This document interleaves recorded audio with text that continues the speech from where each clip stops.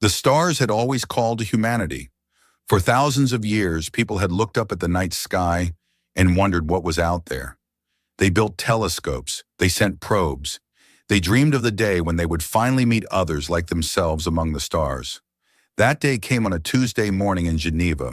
Ambassador Vetherani of the Siluri stood in the center of the United Nations Assembly Hall. She was tall, almost 3 meters, with scales that shifted between deep blue and silver as she moved. Her eyes were large and golden, and they held the weight of centuries. She was old, even by the standards of her long-lived species. She had seen empires rise and fall. She had welcomed over 200 species into the Galactic Concord. This, she thought, would be no different. Around her stood representatives from 12 other species. There was Korath, a massive creature that looked like a bear made of stone, representing the Vorn Collective. There was Minster Yiel, a being of pure light contained in a crystalline shell, speaking for the Luminari. There were others too, each stranger than the last, each representing millions of worlds and trillions of lives. They had come to welcome humanity to the stars. The humans sat in their seats, watching with a mix of wonder and caution. Secretary General Elena Vasquez sat at the front, her dark hair pulled back, her face calm and unreadable. She was 53 years old, a former diplomat who had spent her life negotiating between nations. Now she would negotiate between worlds. Vetherani spread her arms wide in a gesture of welcome. When she spoke, the translation devices carried her words to every ear in the room. "People of Earth," she said, her voice smooth and ancient. "For 12,000 years, the Galactic Concord has maintained peace among the stars. 347 species live together in harmony, sharing knowledge, sharing resources, sharing the dream of a united galaxy. Today we extend our hand to you." She paused, letting the weight of her words settle over the room. "We have watched your species for some time. We have seen your struggles, your wars, your pain. We have also seen your creativity, your determination, your capacity for growth. You are young, but you have potential. And so the Concord offers you something that has been offered to every spacefaring species in galactic history." She gestured, and a holographic display appeared in the air. It showed a document, the text glowing in soft blue light.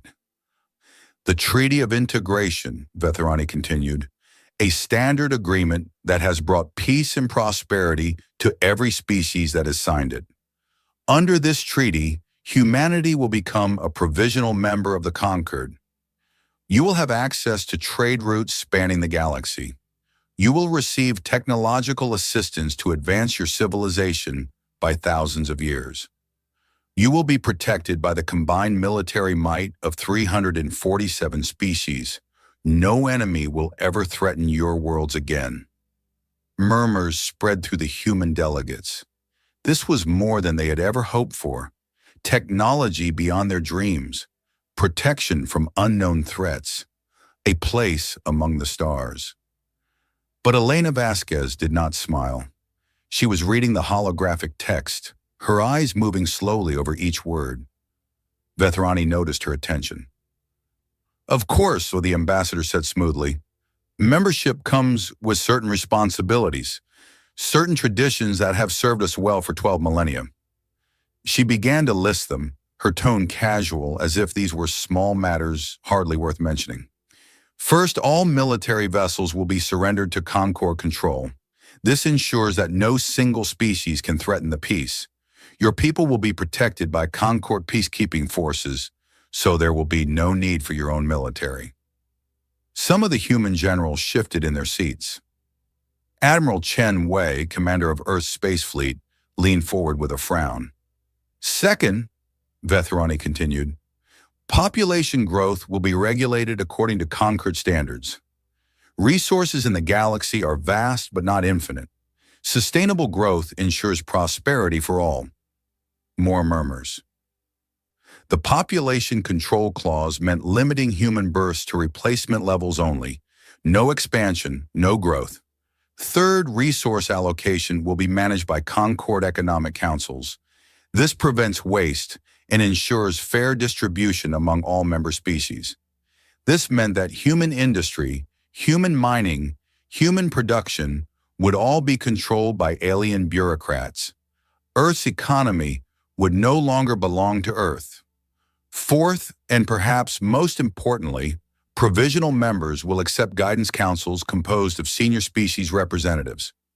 These councils will advise your governments on matters of policy, ensuring that your civilization develops in harmony with Concord values. Elena Vasquez looked up from the document. Advise? She asked, her voice quiet but clear. Or control? Vethrani's scales flickered slightly. Guidance, she repeated. Senior species have wisdom that younger species lack. The councils ensure that mistakes are avoided, that your people do not repeat the errors of the past. Whose past? Vasquez asked. Yours or ours? There was a moment of silence. The other alien delegates exchanged glances. This was unusual. New species usually asked about the benefits, not the restrictions. The past of all species, Vethrani said carefully. Every civilization goes through periods of violence and instability. The Concord helps young species move beyond these stages more quickly. It is a gift. Vasquez nodded slowly. She looked down at the document again, then at the faces of her fellow humans. Admiral Chen's jaw was tight. Finance Minister Okonkwo was shaking her head slightly. Even the younger delegates, the ones who had been excited moments ago, now looked uncertain. Ambassador, Vasquez said, how long does provisional membership last? Until the guidance councils determine that a species is ready for full membership. This varies. Some species advance quickly, others require more time. What is the average?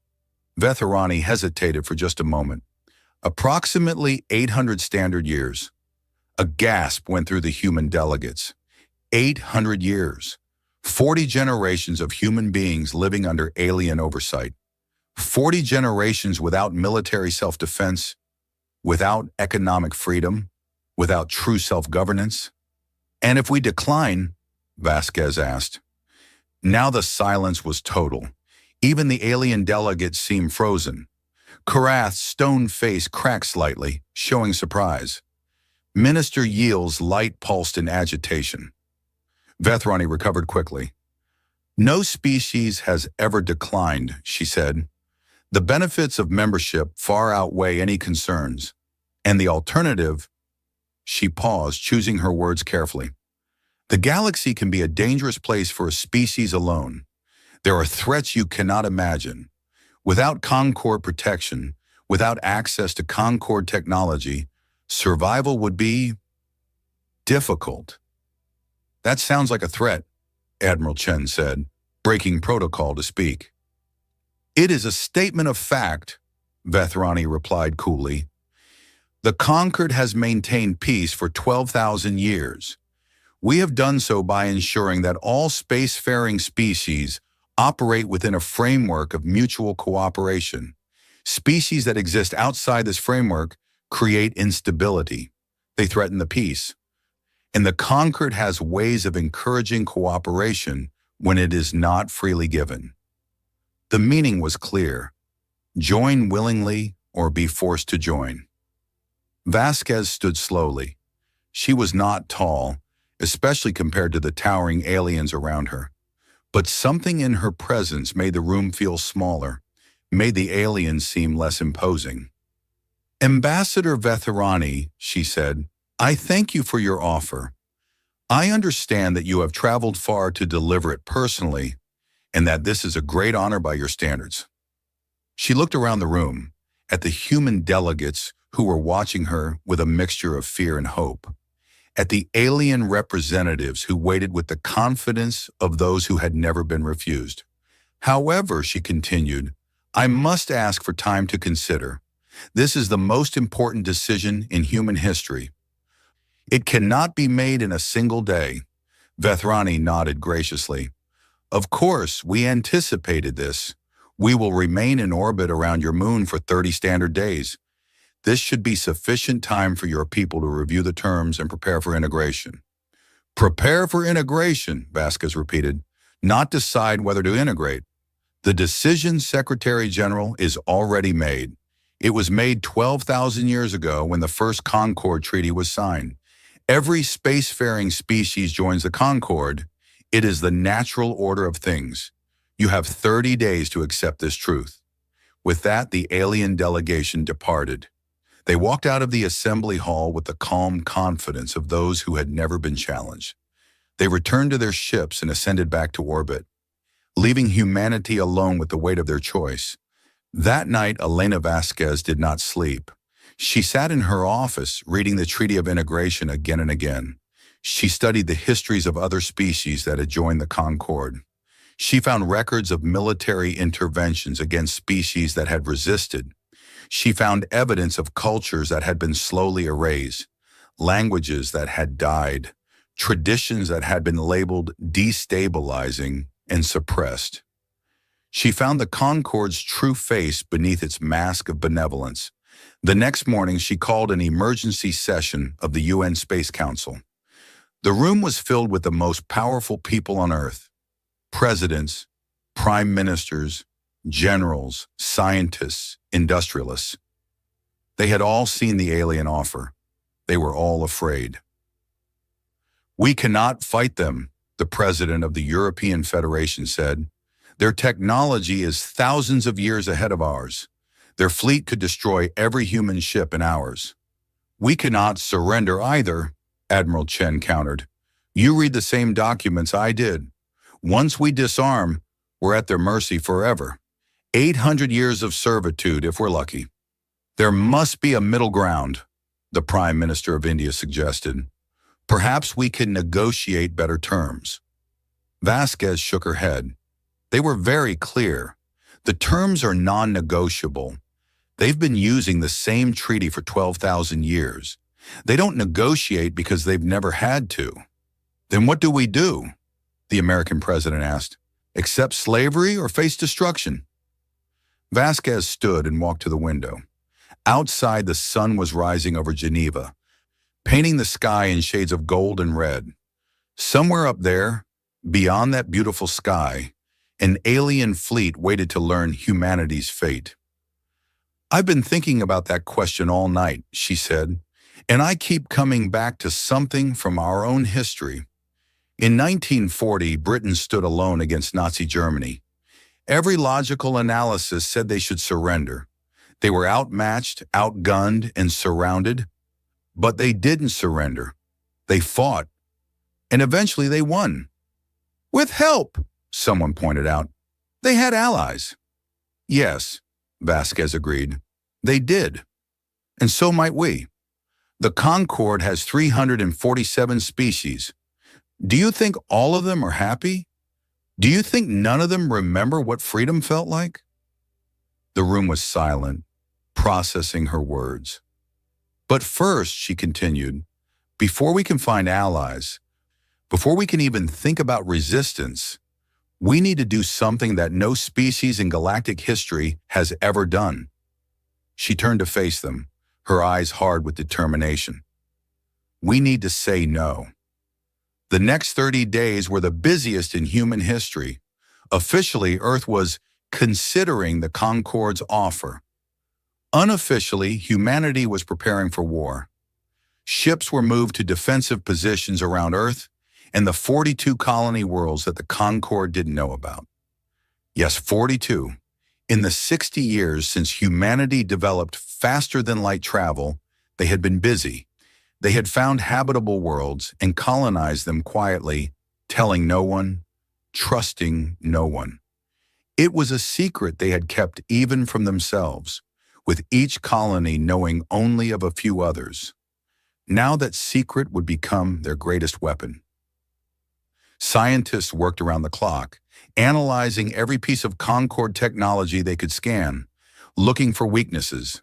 Military strategists developed defense plans. Engineers fortified orbital stations and planetary shields. And Elena Vasquez prepared her speech. On the 30th day, she boarded a shuttle and flew up to the Siluri flagship. Ambassador Vetharani received her in the same conference room where they had first met, surrounded by the same delegation of alien representatives. "Secretary General," Vetharani said warmly, "I trust your people have made the wise decision." Vasquez smiled. It was not a warm smile. "We have made a decision," she said.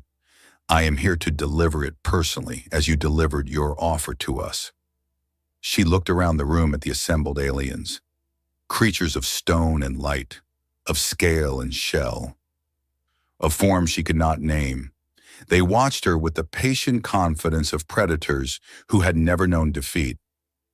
"On behalf of the United Nations of Earth and all human territories," Vasquez said, her voice clear and steady, "I thank you for your offer of membership in the Galactic Concord."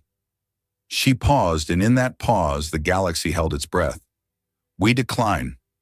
The silence that followed was absolute. Vetharani's golden eyes widened. Her scales shifted through colors that had no names in human language.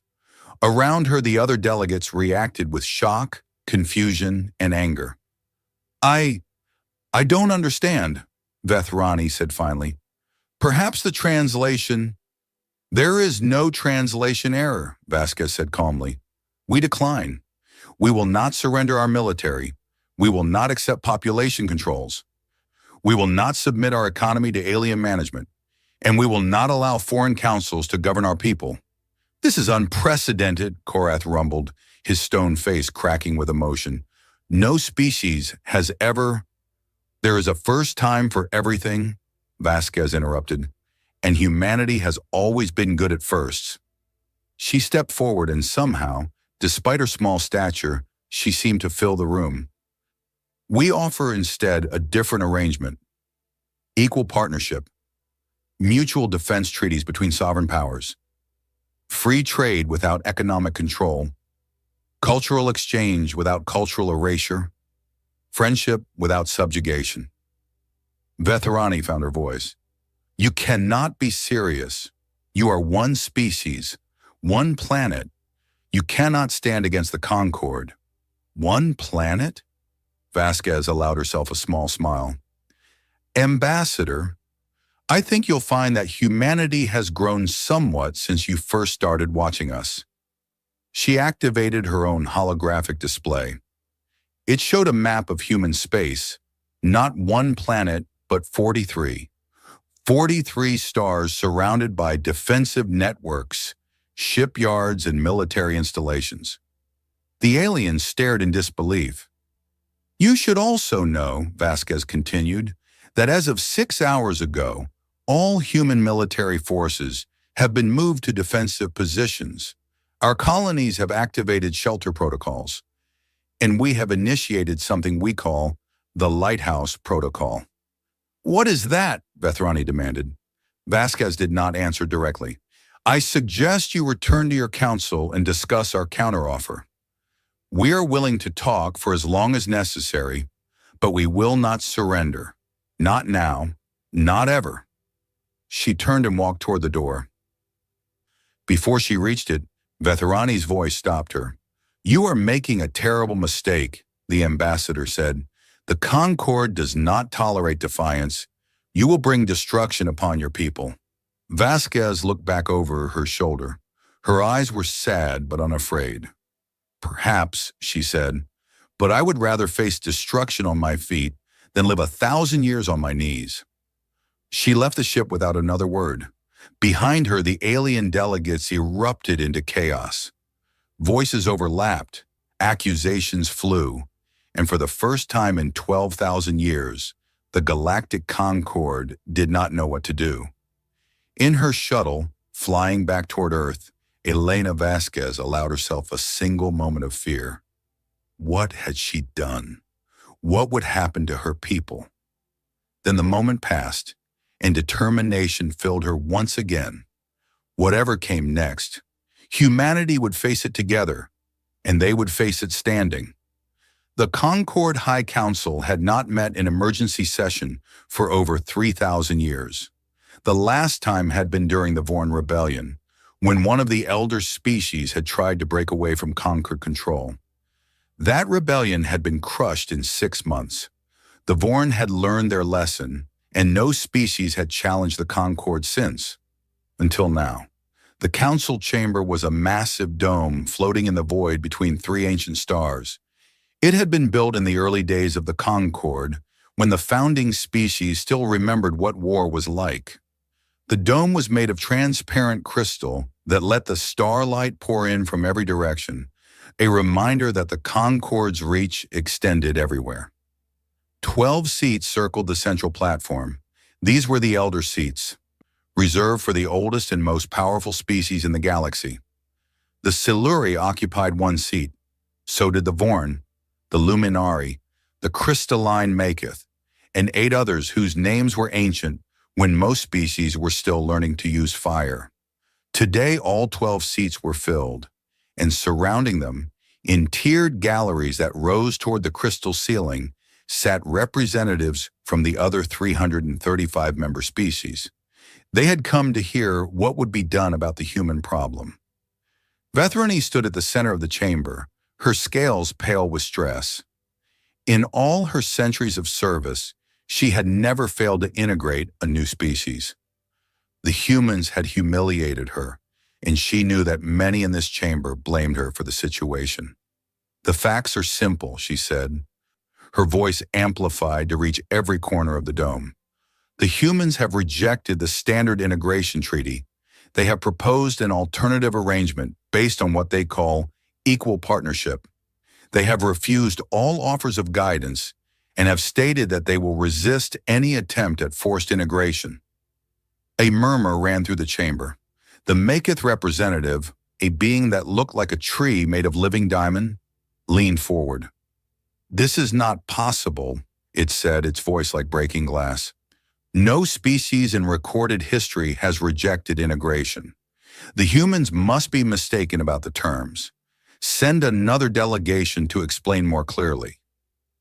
"With respect," Vethrani replied, "the humans understood perfectly. Their leader, a female called Vasquez, asked detailed questions about every clause. They know exactly what they are rejecting." "Then they are insane," the Maketh said. "An insane species must be treated as threats to galactic stability." "I agree," said Korath of the Vorn. His massive stone body shifted in his seat, grinding like mountains colliding. "The humans are dangerous. Their history is filled with violence. Even among their own kind, they have never stopped fighting. If we allow them to remain independent, they will eventually threaten us all." Vethrani wanted to argue, but she knew Korath was not entirely wrong. She had studied human history during the journey to Earth. It was a catalog of wars, genocides, and destruction that had shocked even her.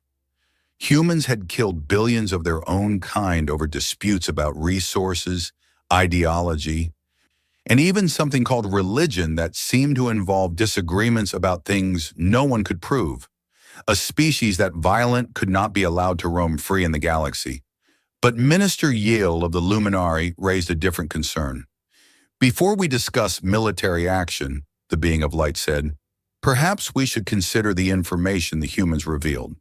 Ambassador Vethrani, you mentioned that they showed you a map of human territories." "Yes," Vethrani said carefully, "the humans have apparently colonized 43 star systems without our knowledge." This caused a sensation in the chamber. 43 systems was a small number compared to the millions controlled by the Concord, but the fact that they existed at all was deeply troubling. The Concord's surveillance network was supposed to track every spacefaring species in the galaxy. How had the humans hidden so much from them? "This is a significant intelligence failure," Yale continued. "We believed the humans were confined to their home system. We were wrong. What else are we wrong about?" "It doesn't matter," Korath said impatiently.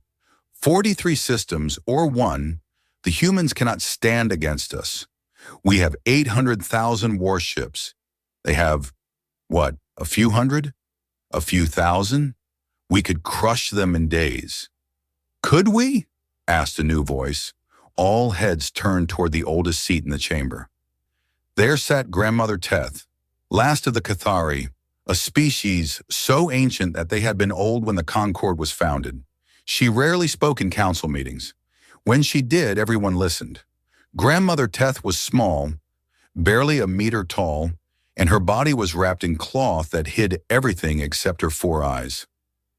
Those eyes were older than stars, and they had seen things that no other living being remembered. "Could we?" she repeated. "You assume much, young Korath. You assume the humans are like other species we have integrated. You assume they will break when pressed. You assume they have nothing we have not seen before." "What else could they have?" Korath demanded. "They are barely a century into space travel. They are children compared to us." "Children can surprise you," Grandmother Teth said softly. "I remember the early days before the Concord. I remember what war was like when species truly fought. The humans remind me of those times. They have not forgotten how to fight. They have not had millennia of peace to soften them. They are hard and sharp and desperate." She paused, her ancient eyes moving across the chamber. "And desperate creatures are the most dangerous of all." The chamber fell silent. Even Korath seemed uncertain. Grandmother Teth had seen more than any of them. If she was worried, perhaps they should be worried too. But the moment passed. The Maketh representative spoke again, its crystal voice cutting through the silence. "With respect to the honored elder, fear cannot guide our policy. The Concord has maintained order for 12,000 years by responding firmly to any challenge. If we allow the humans to defy us without consequence, other species may be encouraged to do the same. The rebellion of one becomes the rebellion of many. We have seen this pattern before." Many heads nodded in agreement. The lesson of the Vorn rebellion was well known. Show weakness once, and you invite chaos. Korath stood, his massive form casting shadows across the chamber. "I propose immediate military action. Send a peacekeeping fleet to human space, not to attack, but to demonstrate our strength. Show them what they face if they continue their defiance.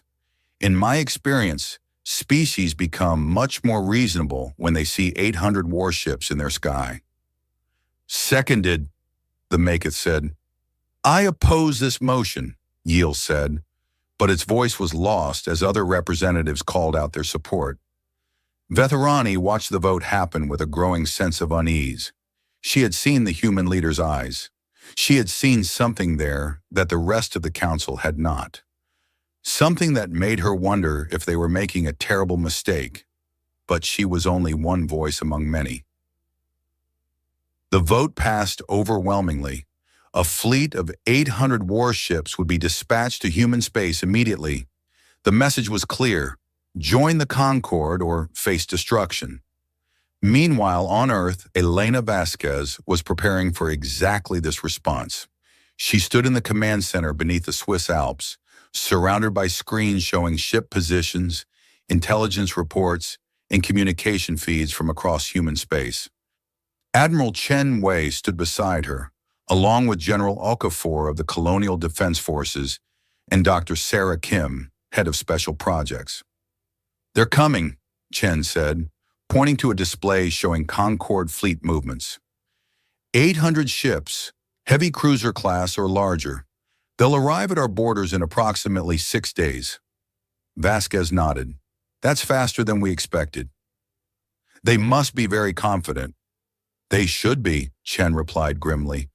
800 ships against our total fleet of 312. And their ships are larger, more advanced, better armed. On paper, we don't stand a chance. "Good thing we're not fighting on paper," Vasquez said. She turned to Dr. Kim. "Status of the Lighthouse Protocol?" Kim pulled up a different display. It showed thousands of small dots scattered across a map of the galaxy. "Deployment is complete. 32,000 probes, positioned in systems throughout Concord space. Each one contains a complete archive of everything we've gathered about Concord history, including the parts they don't want anyone to remember. Vasquez smiled grimly.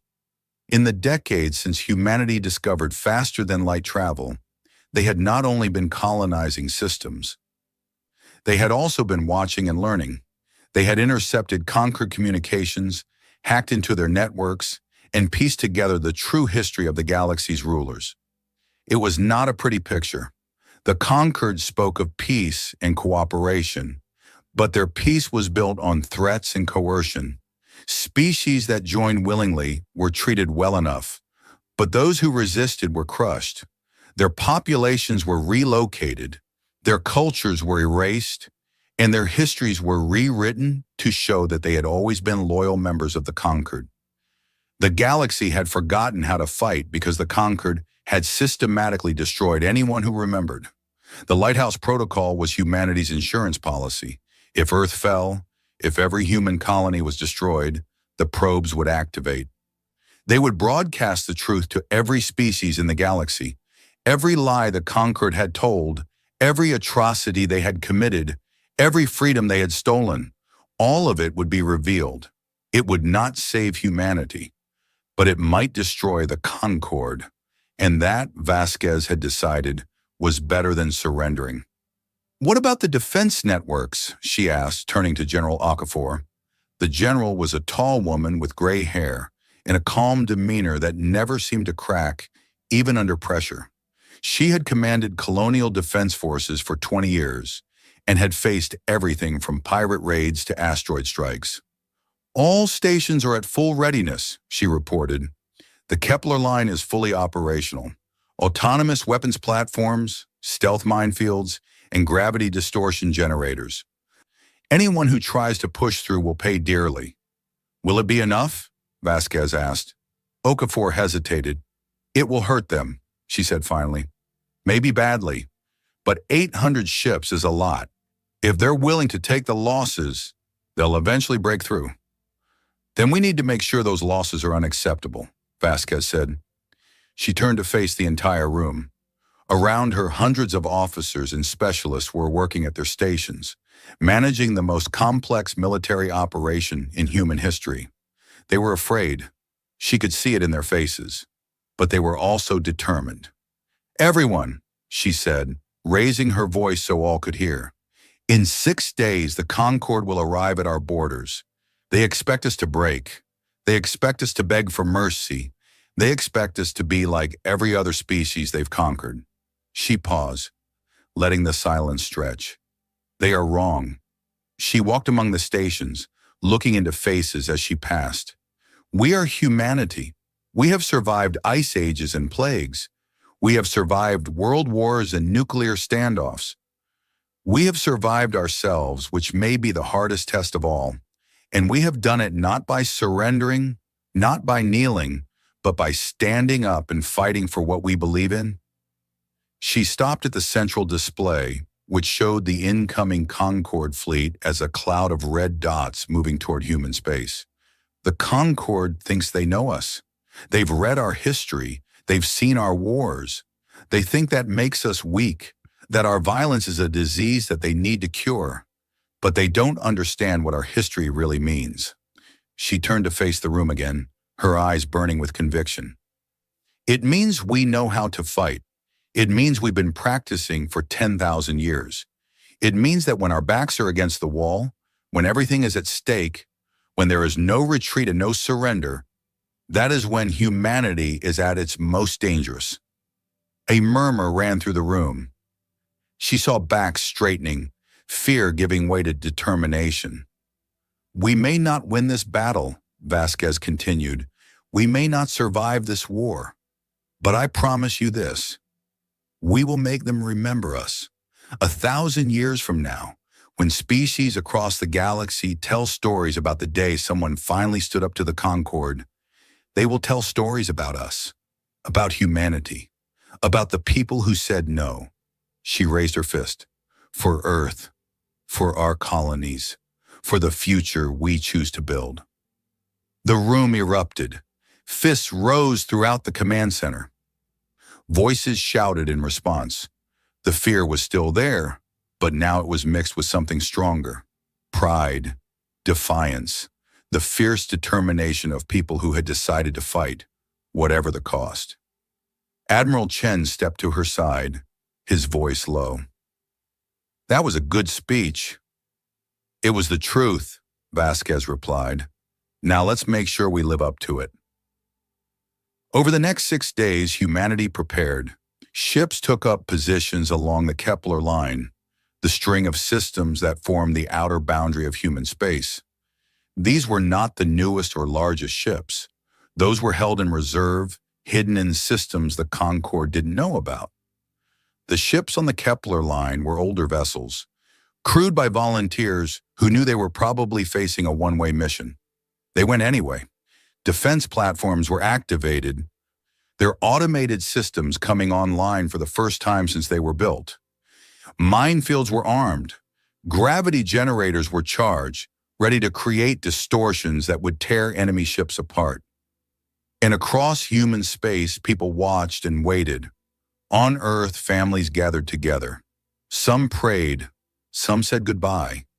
Many refused to believe that it would really come to war.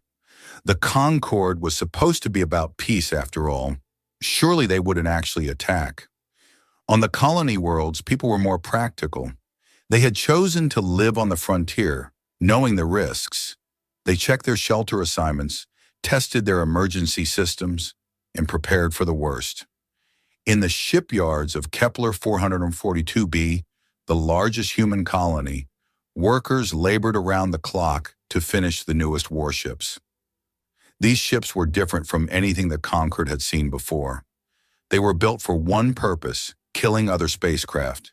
Every system, every design choice, every piece of equipment was optimized for combat. They were ugly, brutal, and terrifying. They were humanity's answer to the Concorde's question. On the 6th day, the Concorde fleet arrived. 800 warships emerged from faster-than-light travel at the edge of human space. They were beautiful in a terrible way, each one a work of art thousands of years in the making. Their hulls gleamed with exotic alloys. Their weapon systems hummed with barely contained energy. They were the finest military vessels in the galaxy, crewed by species that had been at peace so long they had forgotten what real war looked like. The fleet commander was High Admiral Thesson of the Vorn, Korath's nephew. He was young for his kind, only 800 years old and eager to prove himself. This mission was supposed to be simple: show up, demonstrate overwhelming force, and watch the humans surrender. He opened a communication channel to the human forces. "People of Earth," he said, his voice booming across space, "I am High Admiral Thesson of the Galactic Concorde Peacekeeping Fleet. You have one standard day to accept the integration treaty and stand down your military forces. If you do not, we will be forced to take action to restore order. The choice is yours." He closed the channel and settled back to wait. This was how it always went: a show of force, a period of negotiation, and then surrender. The humans might be stubborn, but they weren't stupid. No one could look at 800 warships and choose to fight. The response came not from Earth, but from a small station on the Kepler line. The signal was broadcast on every frequency, in every language, to every ship in both fleets. It was Secretary General Vasquez. "High Admiral Thesson," she said, her voice calm and clear. "Thank you for your offer. We decline." Thesson's stone face cracked with surprise. "Furthermore," Vasquez continued, "we have a message for you, for your fleet, and for the species of the galaxy watching this confrontation." She paused, and when she spoke again, her voice was hard as steel. "We did not ask for this. We did not seek out the Concorde. We did not threaten anyone. We simply wanted to live our own lives, in our own way, among the stars. You came to us, demanded our submission, and threatened us with destruction if we refused." She leaned forward, her eyes burning into the camera. "Very well, we refuse. And now you will learn what happens when you threaten humanity." She straightened, her voice rising. We will defend ourselves. We will fight with everything we have. And if we fall, we will not fall quietly. Watch and remember. This is humanity's answer to tyranny. The transmission ended. Dasan stared at the blank screen for a long moment. Around him, his officers exchanged uncertain glances. This was not how it was supposed to go. New species always surrendered when faced with overwhelming force. That was the natural order of things. But the humans were not natural. They never had been. And as Thesson gave the order to advance, he felt something he had never experienced before, something that his species had not felt in thousands of years. Fear.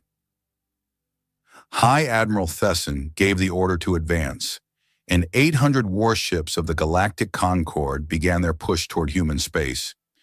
It was supposed to be a simple operation. The humans had no more than a few hundred ships, primitive vessels barely a century old.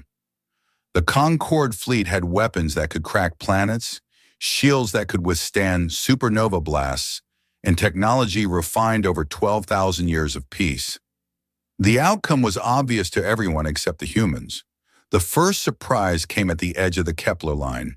Thesson's forward scouts, fast ships designed for reconnaissance, entered the system known to humans as Kepler 138.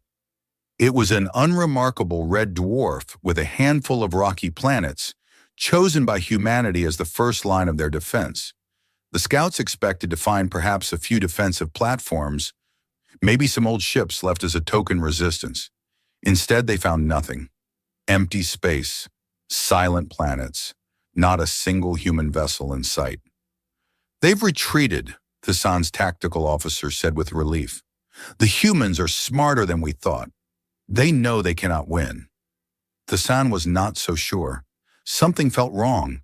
The humans had been so defiant in their messages. Why would they simply run? "Continue the advance," he ordered, "but carefully." The main fleet entered Kepler 138, spreading out in standard formation. 800 ships, arranged in perfect geometric patterns that had been developed over millennia. It was a beautiful sight, a demonstration of overwhelming power that had broken the will of dozens of species. And then the stars themselves seemed to turn against them. It started with small distortions in space, barely visible ripples in the fabric of reality. The Concord navigators noticed them first, flagging them as anomalies in their sensor readings. Before they could report their findings, the distortions became something much worse. Gravity generators hidden in the asteroid fields and buried on the surface of dead moons activated simultaneously. Space itself twisted and warped, creating invisible walls of force that tore through the Concord formation.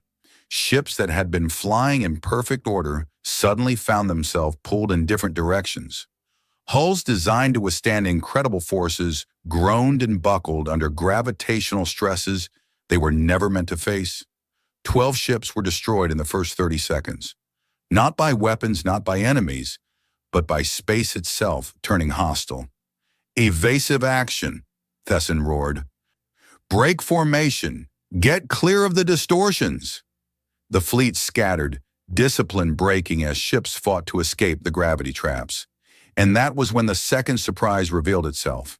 From the dark spaces between asteroids, from the shadows of small moons, from places where no sensors had detected anything at all, human ships appeared. They were small compared to the Concord vessels, ugly things without the graceful lines of advanced technology. They looked like weapons welded onto engines, primitive and brutal. They were also incredibly fast. The human ships did not engage in traditional space combat. They did not form lines and exchange fire from long range, as Concord doctrine demanded. Instead, they attacked in swarms, dozens of small vessels overwhelming individual Concord ships before moving on to the next target. Their weapons were strange and terrible. They fired projectiles instead of energy beams, solid masses of metal accelerated to incredible speeds. Concord shields, designed to deflect energy attacks, struggled against the raw physical force. Some shots punched straight through, tearing holes in hulls that had never been breached before. "What is this?" Thesson demanded, watching his display fill with damage reports. "What kind of weapons are these?"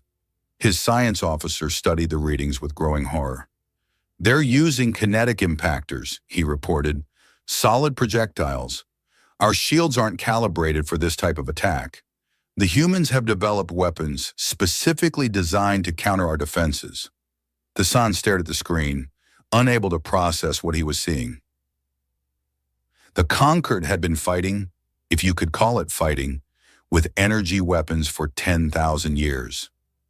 No one used kinetic weapons anymore. They were primitive, inefficient, outdated. But against shields designed to stop energy, they were devastating. The battle raged for hours. The Conquered fleet had numbers and firepower on their side, and they began to adapt. Ships reconfigured their shields, adjusted their tactics, and slowly began to push back against the human swarms. But every advance cost them. For each human ship destroyed, 2 or 3 Concorde vessels were damaged or crippled. The humans fought with a ferocity that shocked the Concorde crews. They did not retreat when outmatched. They did not surrender when their ships were dying. They fought until their weapons were empty and their engines were burning. And then they turned their crippled vessels into weapons themselves, ramming Concorde ships in final acts of defiance. And they were not alone. The autonomous weapons platforms activated throughout the system, unleashing volleys of missiles that tracked Concorde ships with relentless precision. Stealth mines drifted through the battle space, detonating when enemy vessels came too close.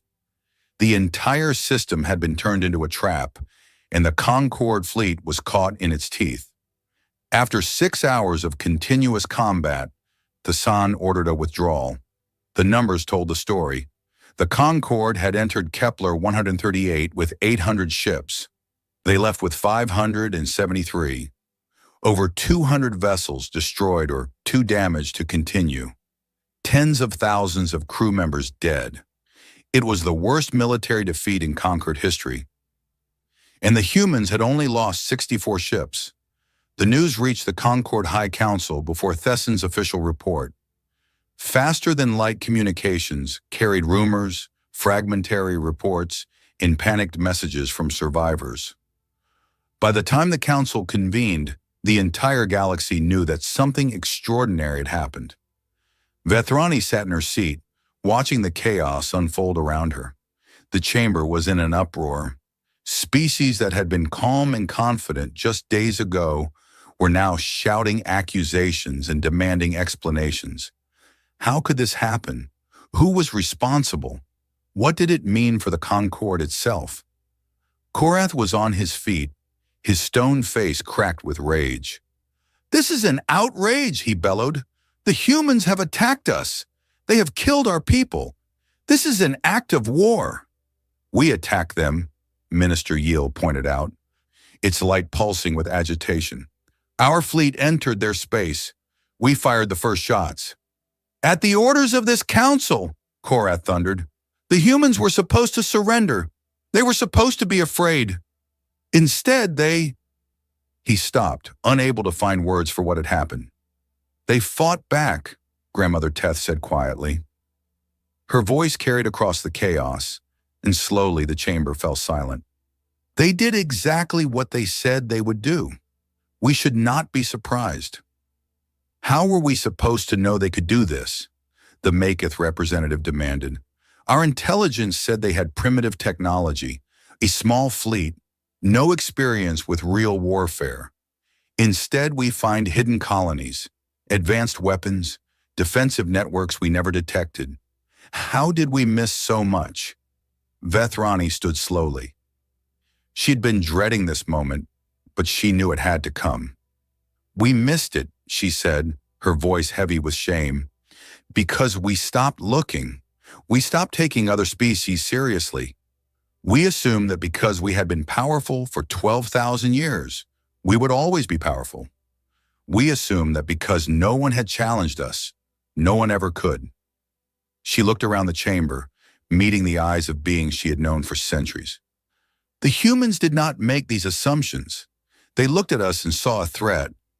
They prepared for that threat in secret, while we watched them with the lazy confidence of old predators who have forgotten what it means to hunt. We thought they were children. We were wrong. "What are you suggesting?" Korath demanded.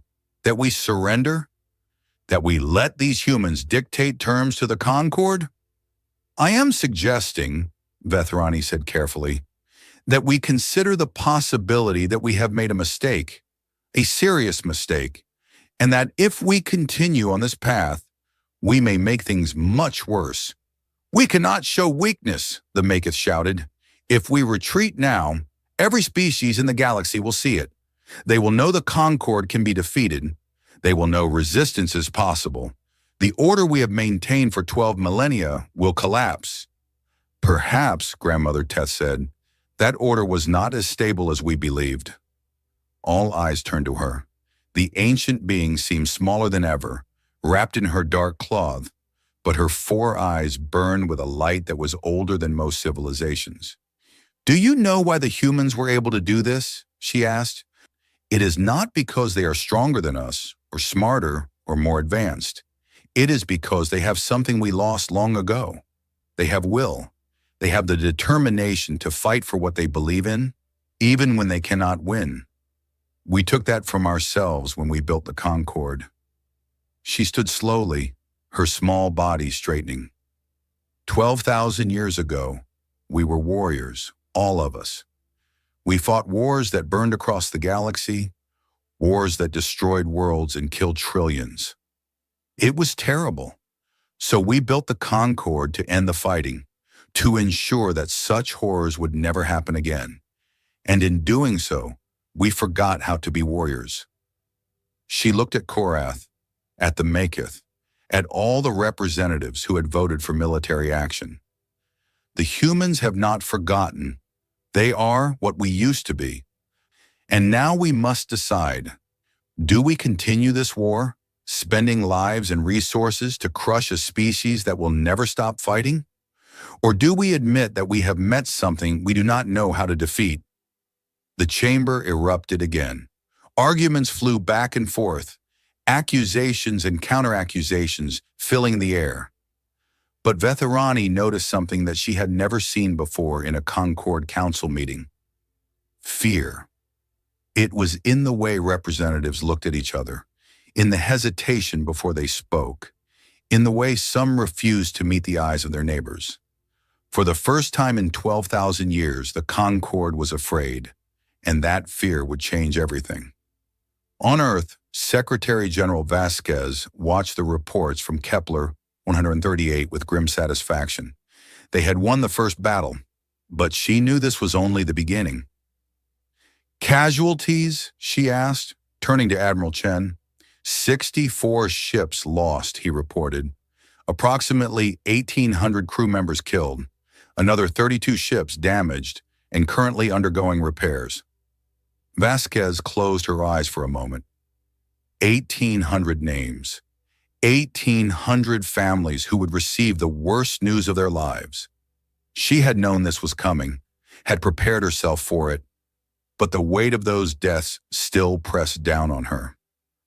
"And the Concord?" she asked. "At least 200 ships destroyed or crippled. Casualty estimates are in the tens of thousands, possibly higher. They've retreated to the edge of the system to regroup." "They'll come back," General Okafor said. She had dark circles under her eyes from days without sleep, but her voice was steady. "This was just the first wave. The Concord has hundreds of thousands of ships. They can absorb losses that would destroy us." "I know," Vasquez said, "which is why we need to make sure this isn't just a military victory. We need to make it mean something." She turned to Dr. Kim.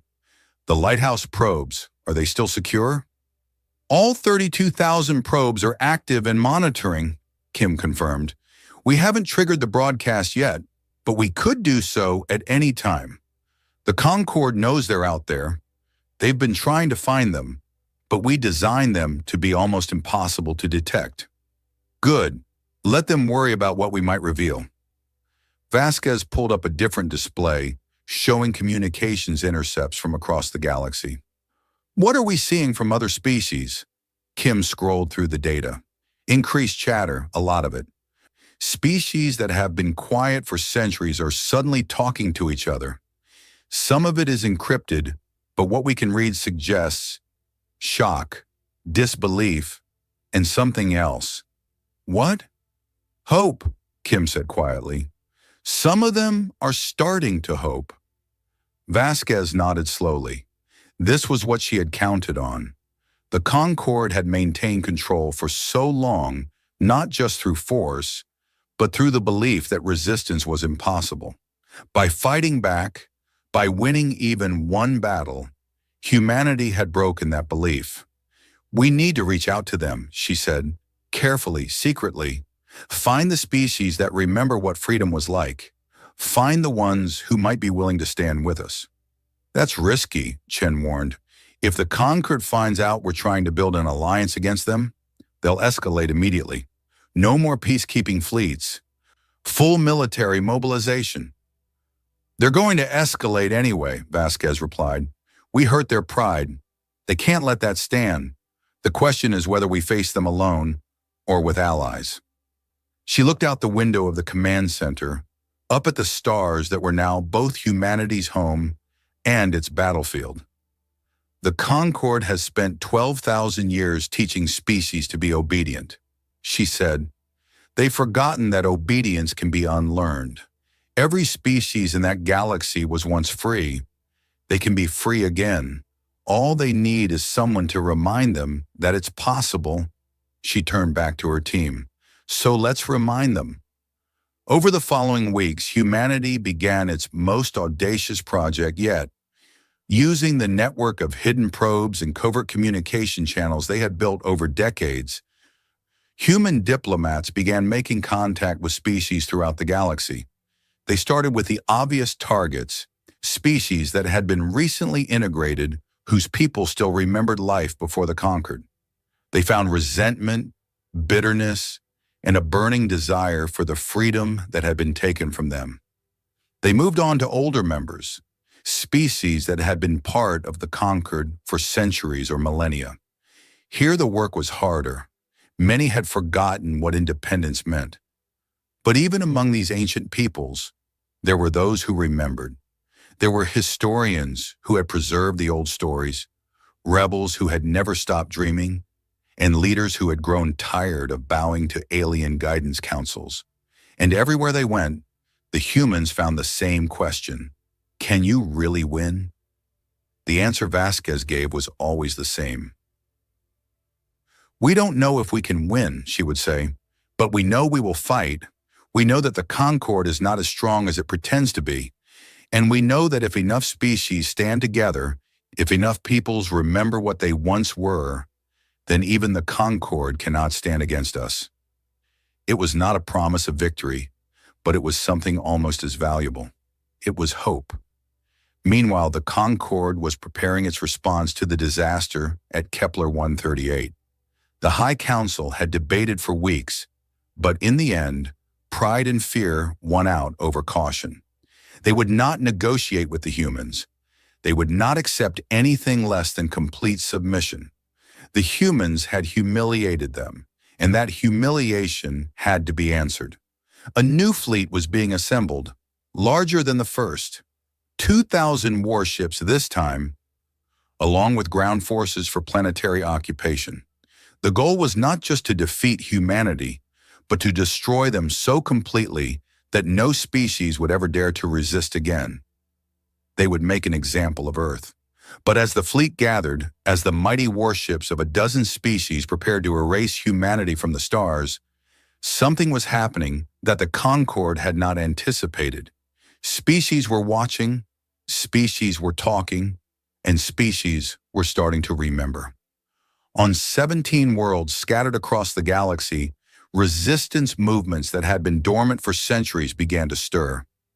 Leaders who had accepted Concorde rule for generations began asking questions they had never dared ask before. Populations that had been peaceful and compliant began to grow restless. The galaxy was changing. And at the center of that change was a small species from an unremarkable planet, a species that had looked at the greatest power in the universe and said no. Humanity had no idea if they would survive the coming battle, but they had already done something that no one else had accomplished in 12,000 years. They had made the Concorde afraid, and fear, once planted, has a way of growing. The Second Concorde Fleet was the largest military force assembled in over 3,000 years. 2,000 warships from 28 different species, commanded by Grand Admiral Vorath, the most decorated military leader in living memory. He had put down rebellions on 17 worlds, negotiated the surrender of 3 spacefaring civilizations, and served the Concorde for over 2,000 years. He was old, experienced, and absolutely certain of victory. The fleet gathered at Concorde Station Prime, a massive structure that hung in the void between 3 star systems. Ships arrived from across the galaxy, the crystalline vessels of the Makath, the living ships of the Veldari, the fortress ships of the Vorn, and dozens of others. Together they represented the full might of galactic civilization. Vorath stood on the command deck of his flagship, the Eternal Peace, and watched his fleet take shape. 2,000 ships, 100 million crew members, weapons powerful enough to sterilize entire planets. Against them stood a species that had only been in space for 60 years. "This will be over quickly," his aide said, a young Siluri named Tassari, who had been assigned to him after the disaster at Kepler 138. "The humans cannot stand against such force." Vorath did not respond immediately. He was studying the reports from the first battle, analyzing every detail of the human tactics. What he saw troubled him. "They fought well," he said finally. "Better than any species I have seen in centuries. They prepared specifically for our weapons, our shields, our formations. They did not just resist, they adapted." "They were lucky," Tassari insisted. "Admiral Thesson underestimated them. You will not make the same mistake." "No," Vorath agreed. "I will not." He turned away from the window and walked to the tactical display. The map showed human space, 43 known systems, with Earth at the center. Intelligence suggested there might be additional hidden colonies, but their locations remained unknown. "We will not repeat Thesson's approach," Vorath announced. "No single thrust, no assumption of easy victory. We will advance on multiple fronts simultaneously, overwhelming their defenses through sheer numbers. They cannot be everywhere at once." He began marking targets on the display. "Fleet Group 1 will strike at the Kepler colonies. Fleet Group 2 will advance toward their industrial centers. Fleet Group 3 will make directly for Earth. Each group will be strong enough to handle any resistance, but small enough to maneuver. The humans will be forced to divide their forces, and we will destroy them piece by piece." It was a sound strategy. Against any normal enemy, it would have been overwhelming, but the humans were not normal. Secretary General Vasquez received the intelligence report on the Second Fleet's composition and felt her heart sink. 2,000 ships.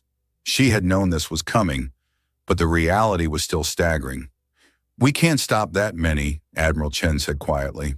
They were alone in her office, the doors sealed, and all recording devices disabled. Some conversations were too important for official records. "Even if we pulled every ship from every colony, even if we activated every reserve, we'd still be outnumbered 4-1, and their ships are still better than ours." "I know," Vasquez said, "which is why we're not going to try to stop them." Chen stared at her. "What do you mean? We have to defend." "We have to survive," Vasquez interrupted. "That's our only real objective, survival. As long as humanity exists, we have a chance. As long as one colony remains free, the Concorde has not won." She pulled up a display showing human space. "We're going to evacuate the outer colonies. Everyone who can be moved will be transported to our hidden systems, the ones the Concorde doesn't know about. We'll leave skeleton crews behind to maintain the appearance of normal operations. But our real strength will be elsewhere. You're talking about abandoning worlds, billions of people. I'm talking about saving them. The Concord doesn't want to destroy us. They want to integrate us. If our people are on worlds they can't find, they can't integrate them. Vasquez met his eyes. This is going to be ugly, Admiral. We're going to lose battles. We're going to lose ships. We might lose Earth itself. But as long as humanity survives somewhere, we haven't lost the war. Chen was silent for a long moment. The people won't like it. Running away. It goes against everything we've been telling them. Then we'll tell them the truth, Vasquez said. We'll tell them that this is a tactical retreat, not a surrender. We'll tell them that we're fighting a different kind of war. A war of survival, not conquest. And we'll tell them that when the time is right, we'll take back everything we've lost. She stood and walked to the window, looking out at the night sky. There's something else. Something I haven't shared with the full council yet. What? The diplomatic outreach has been more successful than we hoped. 17 species have made contact with us in secret. 12 of them have agreed to provide covert support, intelligence, supplies, safe harbor for our refugees. And 3 of them, she paused, choosing her words carefully, 3 of them are considering open rebellion. Chen's eyes widened. Against the Concord? Against the Concord. Not immediately, not while the war is still in doubt. But if we can survive long enough, if we can prove that resistance is possible, they're willing to stand with us. For the first time since he had seen the intelligence report, Chen felt a spark of hope. We're not fighting alone, he said. We're not fighting alone, Vasquez agreed. We just have to survive long enough for that to matter. The second Concord fleet attacked 3 weeks later. As Vorath had planned, they came from multiple directions simultaneously. Fleet Group 1 pushed into the Kepler systems. Fleet Group 2 struck at human industrial centers. Fleet Group 3 made for Earth. The humans did not try to hold the line this time. Their ships engaged in hit-and-run attacks, harassing the conquered forces, and then retreating before they could be trapped. Defense platforms activated, slowing the advance but did not attempt to stop it entirely. Vorath was pleased at first. The humans were learning their place. They were running as they should have from the beginning. But as his forces advanced, he began to notice something strange. The colonies they captured were empty, not abandoned in panic, with possessions left behind and chaos in the streets. Empty as if no one had ever lived there. Buildings stood intact but hollow. Factories hummed along on automatic, but no workers tended them. Farms grew crops that no one would harvest. Billions of people had simply vanished. Where did they go? Thesari asked, standing beside Vorath on an empty street on Kepler 442b. The planet had been humanity's largest colony, home to over 2 billion people. Now it was a ghost world. I don't know, Vorath admitted. Our intelligence showed normal population levels until days before we arrived. They couldn't have evacuated that many people so quickly. It's impossible. Unless they had somewhere to take them that we don't know about. Vorath's scales darkened with anger. The humans were hiding from him, running to secret holes where his fleet could not follow. This was not the honorable defeat he had expected. This was something else entirely. Find them, he ordered. I want every scout ship we have searching the surrounding systems. The humans have hidden colonies. We need to find them and end this. But the hidden colonies were well hidden indeed. Humanity had spent decades preparing for this day, choosing worlds that were unremarkable, difficult to scan, and far from normal trade routes. The Concord scouts searched for weeks and found nothing. Meanwhile, the human raiders continued their attacks. They struck at supply convoys, picking off transport ships before vanishing into the void. They ambushed patrol vessels, destroying them and disappearing before reinforcements could arrive. They planted bombs in captured facilities, timing them to explode just as conquered troops moved in. It was not the kind of war the conquered was prepared for. Their doctrine was built on decisive battles, overwhelming force, and swift victory. The humans refused to give them any of these things. And on Fleet Group 3's advance toward Earth, something happened that changed everything. The Concorde forces reached Earth's outer solar system expecting heavy resistance. Instead, they found an invitation. A single human ship, unarmed and broadcasting on all frequencies, waited for them at the orbit of Neptune. Its pilot identified herself as Commander Sarah Chen, Admiral Chen's daughter. She carried a message from Secretary General Vasquez. "Humanity requests a meeting," she announced. "One representative from each side at a neutral location. We wish to discuss terms." Vorath was suspicious, but the High Council was eager. After weeks of chasing shadows, a chance to negotiate seemed like a blessing. They agreed to the meeting. It was held on humanity's diplomatic station, the one Vasquez had spoken from after the Battle of Kepler 138. Vorath came himself, bringing an honor guard of 30 warriors. The humans welcomed them with courtesy and led them to a conference room with a view of the stars. Vasquez was waiting for them. She looked tired. The war had aged her, leaving new lines on her face and gray in her hair. But her eyes were still sharp, and her voice was still strong. "Grand Admiral," she said, rising to greet him, "thank you for coming." "I came to accept your surrender," Vorath replied bluntly. "Your situation is hopeless. Your colonies have fallen. Your fleet is in hiding. Earth lies before us undefended. End this foolishness now, and the Concorde may yet be merciful." Vasquez smiled. It was not a happy smile. "I didn't ask you here to surrender," she said. "I asked you here to give you a chance to." Vorath's honor guard tensed. Several reached for weapons, but Vasquez made no threatening moves.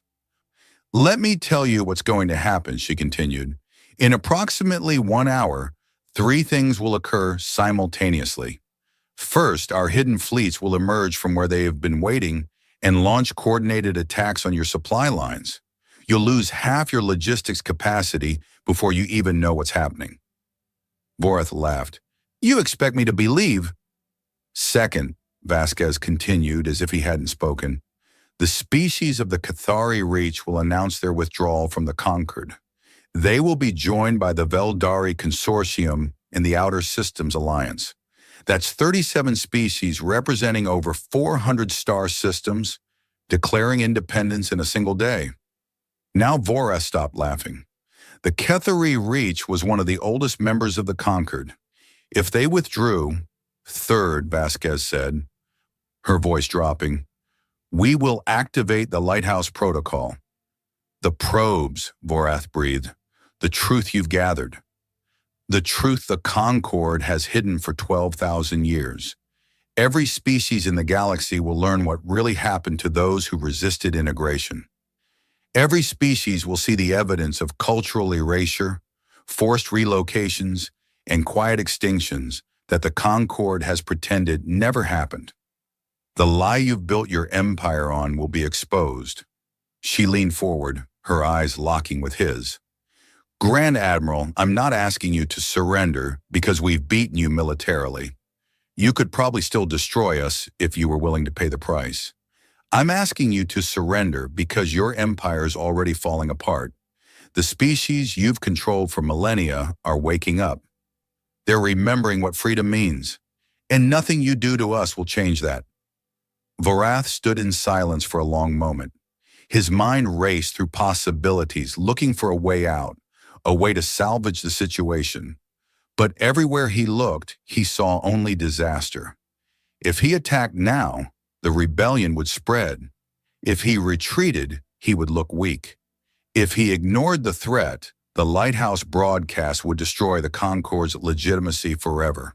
The humans had not just fought a military war. They had fought a political one, and they had won. "What do you want?" he asked finally. "What we've always wanted," Vasquez replied. "Independence. not just for humanity, but for every species that chooses it. A new galactic order, built on freedom instead of control. You can be part of it, or you can be swept away by it. That's the only choice you have left. Vorath looked at her for a long time. He was old and he had seen many things. He had watched civilizations rise and fall.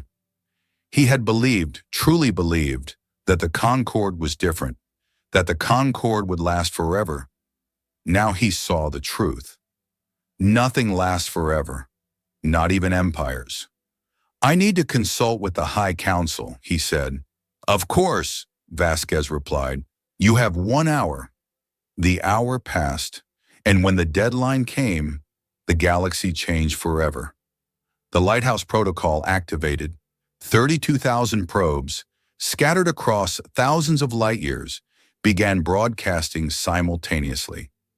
Every species with a receiver heard the truth. The wars of extermination, the forced assimilations. The cultures erased, the histories rewritten, the peoples who had been integrated out of existence. At the same time the rebellion began, the Cathari Reach, the Veldari Consortium, and the Outer Systems Alliance declared their independence, just as Vasquez had promised. But they were not alone. The broadcast had awakened something that had been sleeping for millennia. Within hours, 14 more groups announced their withdrawal from the Concord, and the human fleets emerged from hiding. They struck at the Concord supply lines just as Vasquez had warned. They did not try to destroy the Second Fleet. They didn't need to. With no supplies, no reinforcements, and a galaxy in revolt, the Second Fleet was stranded. Vorath received the news in silence. His officers looked to him for orders, but he had none to give. The war was over, though the killing would continue for a long time yet. He opened a channel to Vasquez. You planned this from the beginning, he said. Everything. The refusal to join, the first battle, the apparent retreat. You were never trying to defeat us militarily. You were trying to break us politically. Yes, Vasquez admitted. Why? Why go through all of this? The deaths, the destruction, the risk? You could have just released the broadcast from the start. Vasquez was quiet for a moment. Because information isn't enough, she said finally. People can know the truth and still not act on it. They need to believe that change is possible. They needed to see someone stand against the Concord and survive. They needed hope. She paused. We gave them hope. The rest they did themselves. Vorath looked at the tactical display, at the markers showing rebel fleets, seceding systems, and supply lines in ruins. The Concord was fracturing before his eyes. What happens now? He asked. Now we rebuild, Vasquez said. Not an empire this time. Something better. Something that lets every species choose their own path. And if some choose to fight, if some try to restore the Concord by force, then we'll fight them too. That's the price of freedom. It has to be defended, but at least the choice will be ours. Vorath nodded slowly. He understood. He had been a warrior for 2,000 years. He knew that some things were worth fighting for. He just wished he had been fighting for them all along. Grand Admiral, Vasquez said, would you like to help us build something new? Vorath considered the question. His whole life had been dedicated to the Concord. He had believed in its mission, its promise of peace through unity. But the unity had been a lie, and the peace had been built on graves. Yes, he said finally, I think I would. It was not surrender. It was something far more significant. It was a beginning. 1 year had passed since the Lighthouse broadcast changed the galaxy. It had been a year of chaos, of violence, and of hope. The Concord had not died quietly. Hardliners among the elder species had refused to accept the rebellion, launching campaigns of repression that killed millions. Some of the newly independent species had turned on each other, old grudges surfacing after millennia of enforced peace. Pirates and warlords had emerged in the power vacuum, preying on the weak. But through it all, something new was being born. Secretary General Elena Vasquez stood on the observation deck of Unity Station, humanity's newest and largest diplomatic facility. It hung in neutral space at a point equidistant from a dozen major civilizations. Through the transparent walls, she could see ships from 100 different species gathered for the most important moment in galactic history. Today, they would sign the Compact of Free Peoples. It was not a perfect document. Months of negotiation had produced something that made no one completely happy. There were compromises on trade, on territory, on the handling of species that still wanted to remain part of what was left of the Concord. Some issues had been left deliberately vague to be worked out later when tempers had cooled. But it was a start, a real start. "Nervous?" Admiral Chen Wei asked, stepping up beside her. He had aged in the past year, his hair now fully gray, his face lined with the weight of command. But he was still standing, still fighting. They all were. "Terrified," Vasquez admitted. "This is the easy part, getting everyone to sign. The hard part is making it work. We've done harder things." "Have we?" She turned to look at him. "We started a war, James. We burned down a 12,000-year-old empire. We have no idea what we've set in motion." "We set freedom in motion," Chen replied. "Whatever comes next, at least people will get to choose it for themselves." Vasquez nodded slowly. It was the only comfort she had.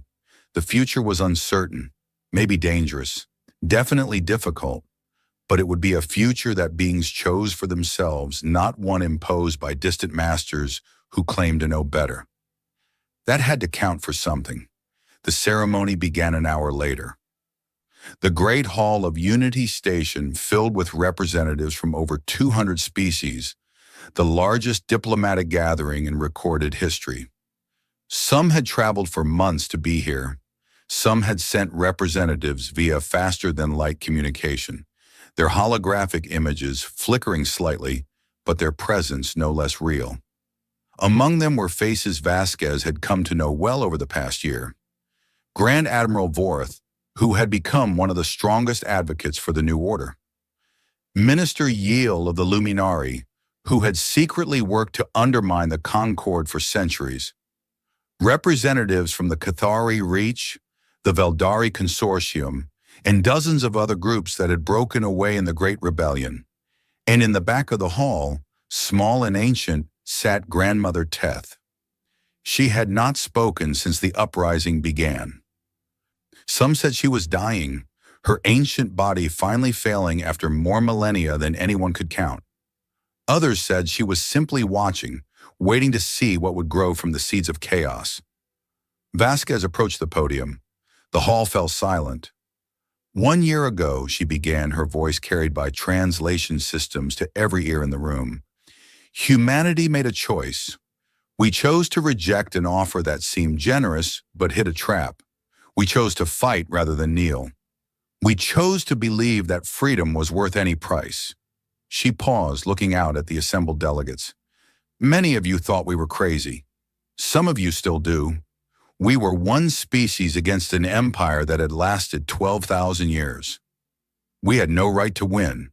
We had no reason to expect anything but destruction." She smiled slightly, "But we weren't really alone, were we? We were the spark, but you were the fuel. Every species in this room has their own story of oppression, their own memories of what the Concord took from them. We didn't start the fire. We just showed that it could burn." She gestured to the document displayed behind her, its text glowing in the soft light. "The Compact of Free Peoples is not a new empire. It is not a replacement for the Concord. It is something different, something that has never been tried on this scale before." She began to read from the preamble. "We, the sovereign peoples of the galaxy, recognizing the inherent dignity and equal rights of all sapient beings, reject the premise that peace requires subjugation. We affirm that true civilization is built not on control, but on cooperation. Not on fear, but on trust. Not on the silence of the conquered, but on the voice of the free. She looked up. Under this compact, every signatory species retains full sovereignty.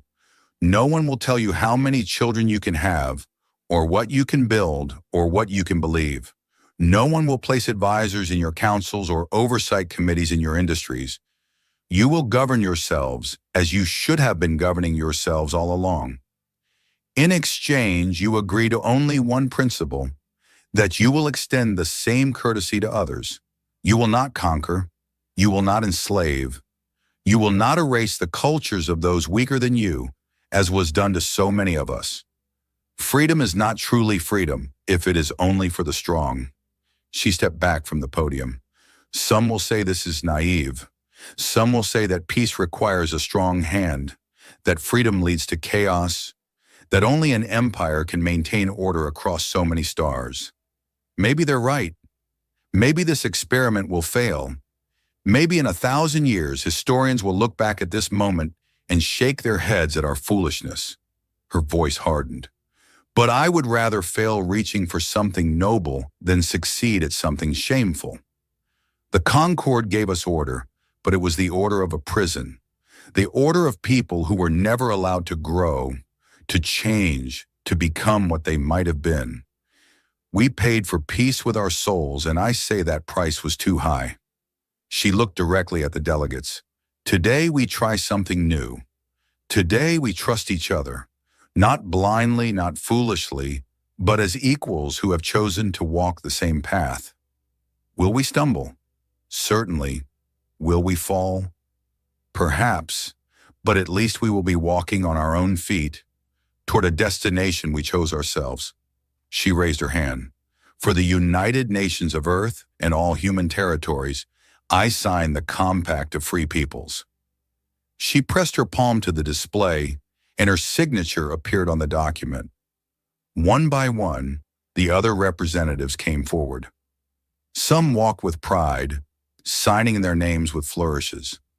Others moved slowly, still uncertain, committing themselves to something they weren't sure they believed in.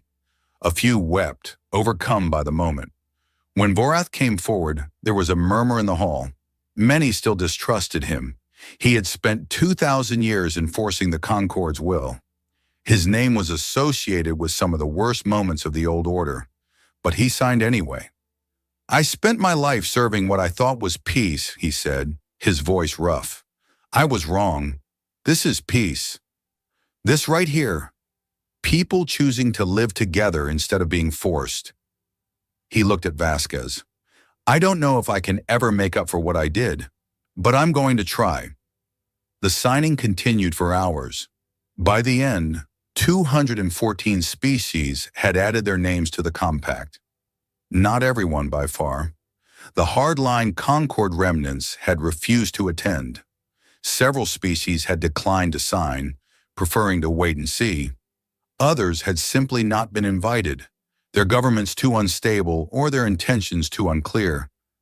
But it was enough. It was a beginning. As the last delegate stepped away from the display, Vasquez felt a presence beside her. She turned to find Grandmother Teth, the ancient Kithari, looking up at her with those 4 ageless eyes. You did well, young one, the old being said. Her voice was barely above a whisper, but somehow it carried through the hall. Did I? Vasquez asked. I started a war. Millions died, maybe billions, before it's over. Millions have always died, Grandmother Teth replied. The question is whether their deaths lead somewhere, whether they mean something. She gestured at the hall, at the delegates who were now mingling, talking, beginning the long work of building something new. This is what their deaths bought, the chance for something better. That is more than most deaths achieve. She reached up and touched Vasquez's hand. Her skin was papery and cold, but her grip was surprisingly strong. I have lived for a very long time, she said. I watched the Concord rise.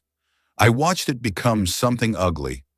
I waited for someone to challenge it, and no one did. Until you. I was just in the right place at the right time. Perhaps, or perhaps you were exactly what the galaxy needed, exactly when it needed it. Either way, you have my gratitude. She smiled, the expression strange on her ancient face. And now I think I can finally rest. She turned and walked away, her small form disappearing into the crowd. Vasquez never saw her again. 3 weeks later, word came that Grandmother Teth had died peacefully on her homeworld. The last of her kind, her 4 eyes finally closed. But the story didn't end there. Stories never really end. They just become new stories. 5 years later, the galaxy looked very different. The compact of free peoples had grown to include over 300 species. Trade routes that had been closed for millennia were open again.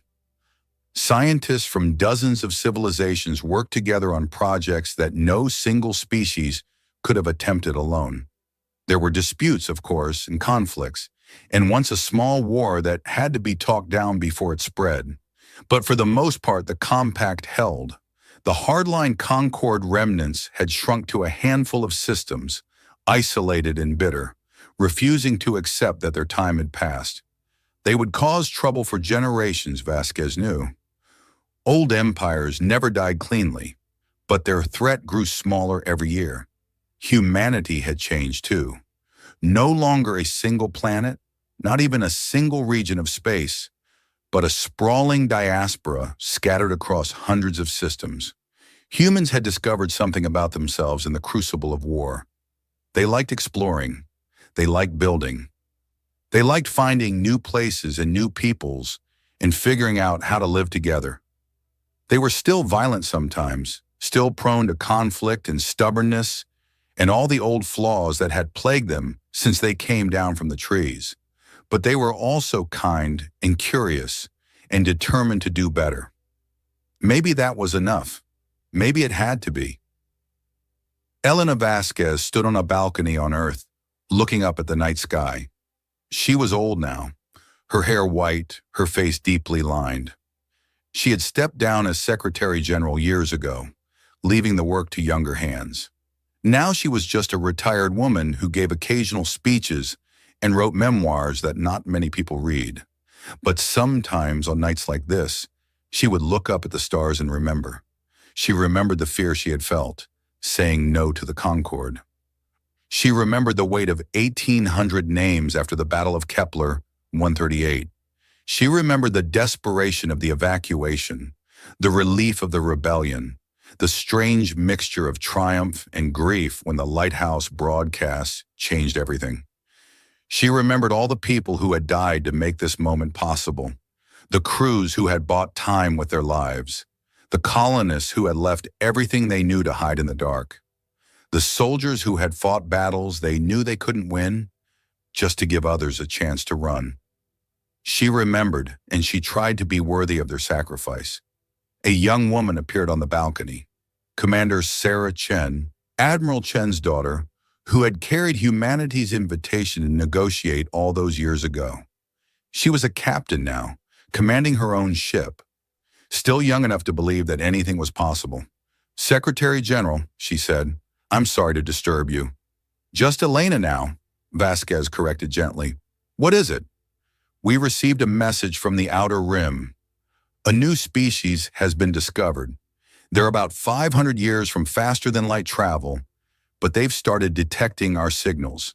They want to know—" She hesitated. "They want to know if we're coming to conquer them." Vasquez smiled.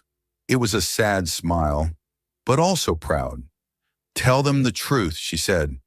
"Tell them we're coming to say hello. Tell them they're free to make their own choices, build their own future, be whatever they want to be. And tell them that if they ever need help, all they have to do is ask." She looked back up at the stars. "Tell them that's what neighbors do." The young captain nodded and left. Vasquez remained on the balcony, watching the lights in the sky. Somewhere out there, a species she would never meet was learning that they were not alone in the universe. They were probably afraid. They were probably wondering what it meant, whether the powers that lurked among the stars would crush them or leave them in peace. She wished she could tell them that the universe was kinder than they feared, that the darkness between the stars was not as cold as it looked, that there were people out there who remembered what it was like to be young and small and scared, and who had vowed never to forget. But they would learn that for themselves, in time. For now, it was enough to stand under the stars and know that the galaxy was changing, that freedom was spreading, one system at a time, that the dream of a universe where all peoples could live as equals was slowly, painfully, imperfectly becoming real. It was not the end of the story, but it was a good place to pause. And in the quiet of the night, Elena Vasquez allowed herself to feel something she had not felt in a very long time. Peace, not the peace of the Concord, built on silence and submission. Real peace, the peace of a job well done, a promise kept, a debt paid. The peace of someone who had changed the universe and could finally rest. Above her, the stars kept shining, and across 1,000 worlds in 100 languages, on countless lips, people spoke the words that had become a greeting, a prayer, and a promise all at once. Freedom is worth fighting for. Always.